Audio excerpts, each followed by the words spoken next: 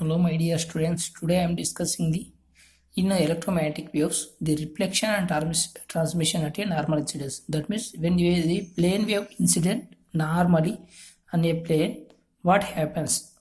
Here, EI and BI are the incident electric and magnetic fields with velocity v1. This one is the linear media 1 and 2, and this is the reflected wave of electric field and magnetic field in these directions, and transmitted wave, the electric and magnetic field and velocity is v2.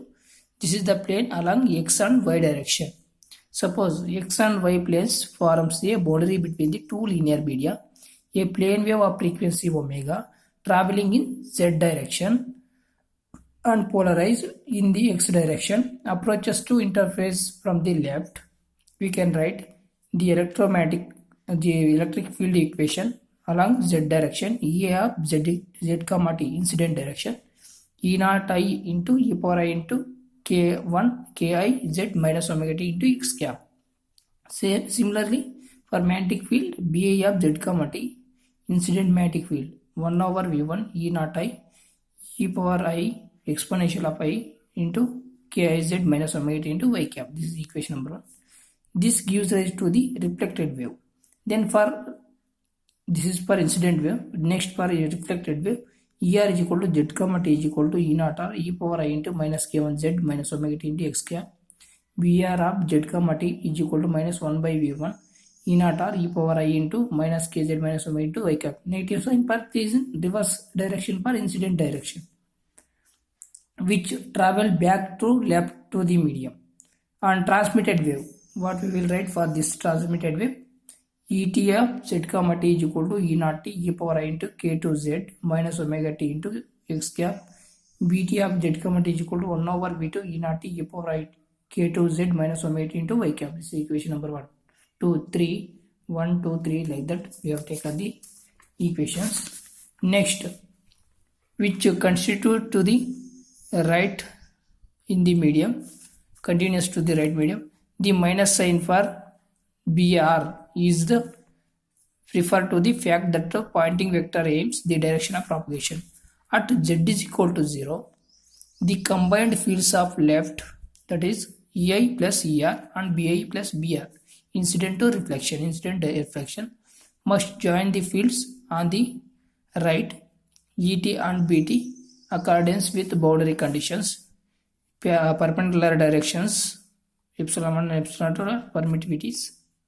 Then B1 perpendicular, B2 perpendicular. This is one equation. Second equation, boundary condition equations. Third equation is E1 parallel is equal to E2 parallel. 1 over B1, B1 parallel is equal to 1 over B2, B2 parallel.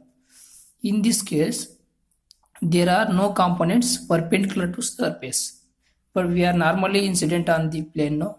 That's why there is no perpendicular component. That's why equation 1 and 2 are not trivial solutions.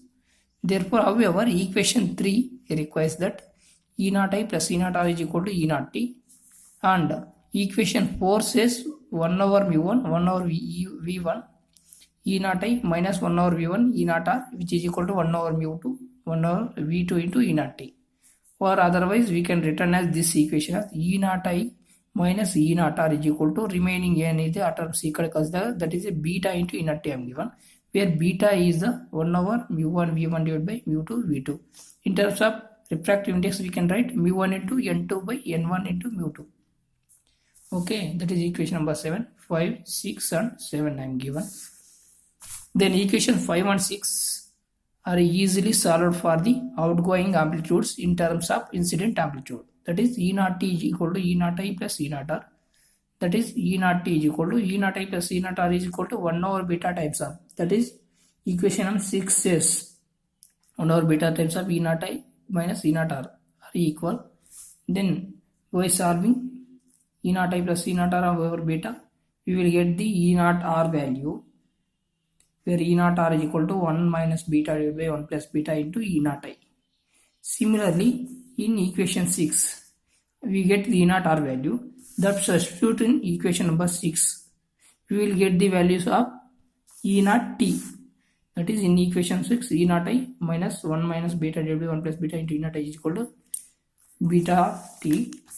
that is equal to E naught is equal to 1 over beta. Like this we simplify, we will get E naught t is equal to 1 over 1 plus beta into E naught I. That is equation number 9.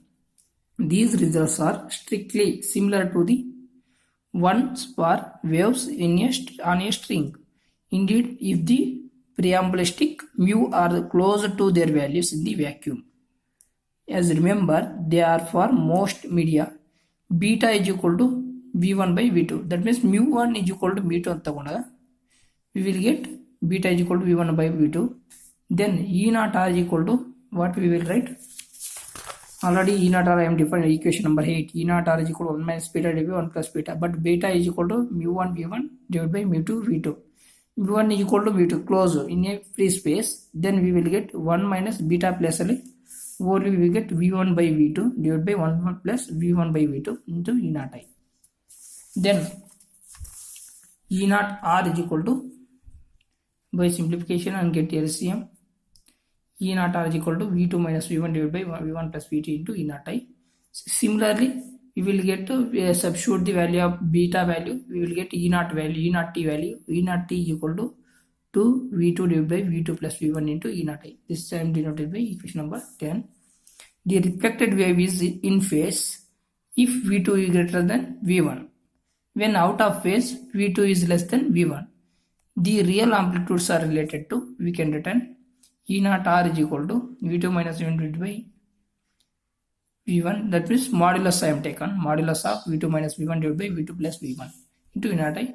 And E naught T for transmission of an electric field is 2 V2 divided by V2 plus V1 into E naught I. That is equation number 11.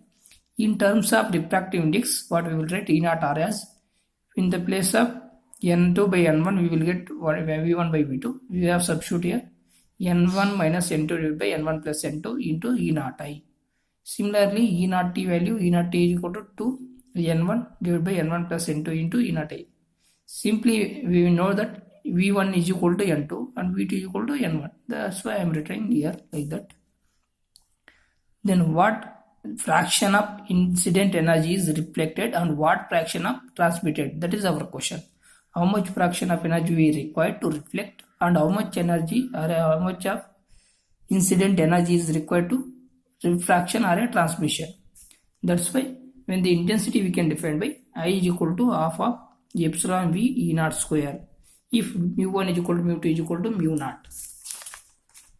That is, then the ratio of reflected intensity to the incident intensity. That means I am denoted that one as, that ratio as R, IR divided by IA. Reflected incident intensity divided by incident intensity, which is equal to what we can write, E naught R square divided by E naught I in terms of electric field. That is, already we know that by using the equation 11, E naught R is equal to V2 minus R, that's why equation 12, E naught R is equal to N1 minus N2 divided by, that is N1 minus N2 divided by N1 plus N2 whole square. That is equation number 13, where the ratio of transmitted intensity to the incident intensity. Another equation I am that one taken as T, the ratio of transmitted intensity divided by incident intensity, that is epsilon 2 V2 divided by epsilon 1 V1 E naught T by E naught T divided by E naught I. We will get 4 N1 N2 divided by N1 plus N2 whole square. That is equation number 14 I am given, where R is the reflection coefficient and T is the transmission coefficient.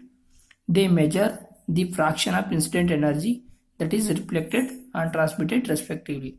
Then note that R plus T is equal to 1 always, as the conservation of energy. Of course, for instance, when the light passes through air to glass, when air refractive index is 1 and glass refractive index is 1.5, then we will get R value is 0.04 and T value is 0.96.